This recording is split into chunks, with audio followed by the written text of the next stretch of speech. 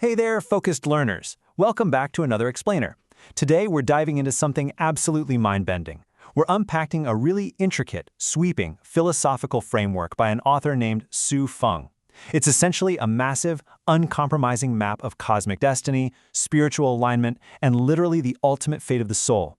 Whether you're into metaphysics, religion, or just kind of fascinated by how humans try to make sense of the unseen universe, you're going to find this model incredibly captivating. So we're going to break down these claims step by step and see exactly how this framework envisions the universe sorting us all out. Let's get into it. To kick things off, the text sets its foundation with a really beautiful, evocative image. As night falls, cows return to their stalls, sheep to their pens, birds to their nests, and beasts to their lairs. I mean, it's a completely natural, everyday scene, right? But the source uses this to drop a massive metaphysical concept on us, this idea of an inevitable spiritual return. Just like animals instinctively know exactly where to go when the sun goes down, this philosophy argues that absolutely every single soul eventually goes exactly to the place it's naturally suited for. According to this system, there are literally no accidents. Okay, let's dive into this. Section 1. The Law of Alignment, the Vast Heavenly Net. So how does this grand sorting process actually work? Well, Su Feng describes this huge, macro-level concept called the heavenly net. And this isn't just some poetic metaphor. In this framework, it's an all-encompassing, infallible cosmic order. The core rule here is super straightforward. All things follow their kind. That means whatever your fundamental spiritual nature is, that is exactly where you're going to end up. The text is very explicit about this. Gods return to gods, devils to devils, humans to humans, and ghosts to ghosts. This heavenly net is described as vast and loose. But guess what? It never ever misses anything. There are zero exceptions to this rule. The core thesis here is basically a perfect literal mirror effect. Whatever energy, whatever path or habit you align yourself with in this life is going to gladly accept and claim you in the end. Think of it like this. If you align with the Tao or universal truth, the Tao delights in you. If you align with virtue, virtue claims you. But, and this is the kicker, it works the exact same way for the negative stuff. If your life is aligned with greed, greed delights in having you. If you align with thieves, well, thieves welcome you. You're essentially picking your eternal roommates every single day based on what you choose to focus on. So, what does this all mean for us right now? Section 2. Earth, the transit station, the crossroads of realms. If the heavenly net is this absolute universal law, you might be wondering, what on earth is the point of our everyday reality? Why are we all here, just bumping into each other on this planet?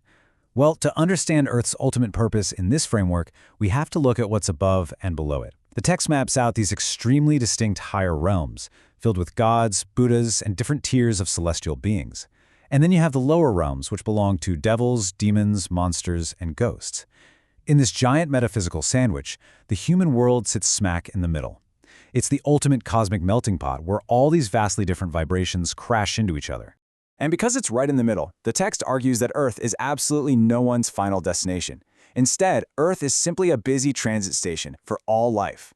According to this model, all those beings we just mentioned, from the highest gods to the lowest demons, are actually here on Earth, right now. But they're just here as messengers. They're all walking around the human world fulfilling very specific roles, simply to guide their respective souls back to where they truly belong. Basically, Earth is just a really, really crowded cosmic airport. Now, what's really interesting about this next part is the sheer numbers. Section 3. The spiritual census, rarity versus abundance. The text doesn't just name these realms, it actually gives us a sort of conceptual census, giving us a real sense of scale for who exactly is walking around this transit station. And it sets up a really stark contrast. Reaching the highest spiritual states, that's depicted as almost impossible. Those who can become gods are described as being rare as phoenix feathers and unicorn horns. Buddhas are as few as morning stars, and celestial beings can literally be counted on one hand. On the flip side, everyday humans and, interestingly enough, monsters are abundant and widespread. But take a look at the bottom row. The most dramatic contrast is the ghost realm. The text claims the beings destined to become ghosts are shockingly numerous. The author also throws in some highly specific stats for the middle to lower realms. It notes that those who become demons are about 1 in 100, while true devils are actually pretty rare, described as being as sparse as desert plants. It's super fascinating how the text uses these visual, specific ratios to give a tangible sense of scale to these metaphysical claims. It makes this invisible world feel almost mapped and quantified, you know? Which brings us to a really critical moment in this timeline. Section 4, the cosmic harvest, the swift collection. Here, the text totally shifts gears to a much swifter, almost urgent pace. The claim is that a massive, universe-wide cosmic harvest hasn't just been planned for the future, it has already begun. To picture this, the text borrows a famous historical phrase stating, "What belongs to the greatest creator returns to the greatest creator. What belongs to Caesar returns to Caesar." It also adds that what belongs to emperors returns to emperors and temples to temples. This is painting a picture of a strict, totally uncompromising separation happening right now during this harvest. The gray areas are completely dissolving, and everything is being rapidly pulled back to its absolute origin. And here is where this ancient-sounding philosophy takes a really surprising, modern twist. The text claims that right now is a swift harvest period, and these cosmic messengers are working on overdrive. How?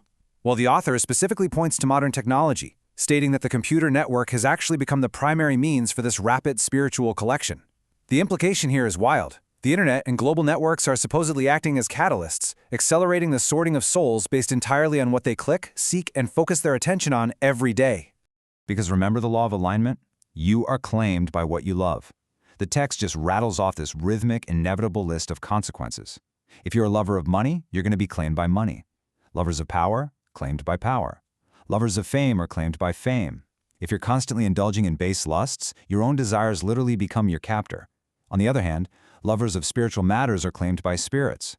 In this framework, your earthly obsessions and material pursuits aren't just bad habits. No, they literally become the spiritual entities that harvest you right out of the transit station. So, the crucial point is, what does this mean for you? Section 5. Your ultimate destiny. Where do you fit? Let's bring this down from the macro universe directly to your personal traits. The text provides this incredibly specific rubric for the highest ascension paths. Notice how very distinct positive traits map exactly to distinct tiered celestial outcomes. This isn't just one generic idea of heaven. If your defining trait is supreme love, you ascend to become a super celestial being. Ultimate goodness, you ascend to the level of Buddhas. Supreme joy links you to deity celestial beings. Supreme health to land celestial beings. And supreme kindness makes you a human celestial being. It's a highly categorized, step-by-step upward trajectory.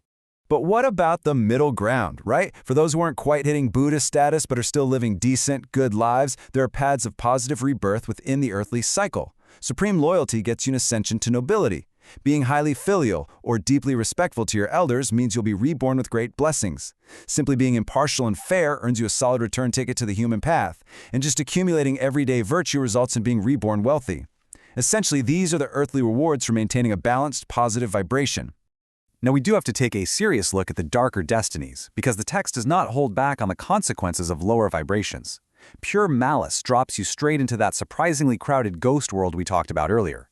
Being domineering or cruel, that plunges a soul right into frozen or inflamed hells. But honestly, the most surprising punishments are reserved for people who just kind of coast through life. Having a muddled mind, just completely lacking clarity, actually causes a descent into the animal world, and simply being indifferent causes a soul to descend into the plant world. Yeah, you heard that right. In this universe, apathy is a literal spiritual offense that roots you in place. And that brings us right back down to our current reality, grounded right here in this busy transit station. The text summarizes the whole human condition beautifully with this observation. At the busy crossroads of life, some cry, some laugh, rushing around without knowing where they're going. When the moment of truth arrives, all will become clear.